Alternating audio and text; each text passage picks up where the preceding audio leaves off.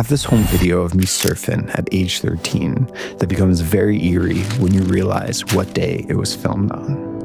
When you realize that those aren't clouds in the sky. When you realize just how close I live to New York City. My memory of that day began third period. A teacher I didn't know walked into my classroom and whispered something to my teacher. She was crying. Something about the World Trade Center being hit by a plane. And I didn't know what the World Trade Center was at the time. I, of course, knew what the Twin Towers were. I would see them from the Throgs Neck Bridge every summer with my family when we would drive home from visiting my aunt in the Berkshires.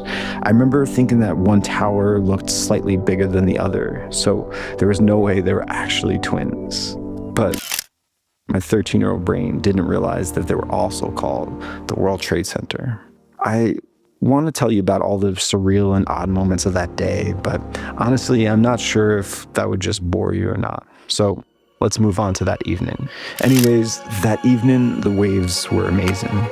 It was hurricane season, and I begged my dad to take me down to the beach. In hindsight, I can't imagine what headspace my dad was in at that time. My dad's brother was a New York City fireman who was down at ground zero at that moment. And my dad must have been worried sick about his brother.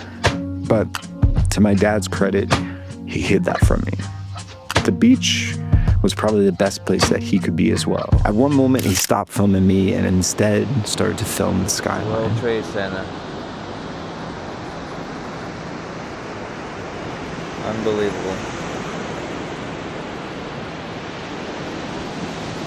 For most across America, or the world for that matter, you of course saw the smoke on the TV screens.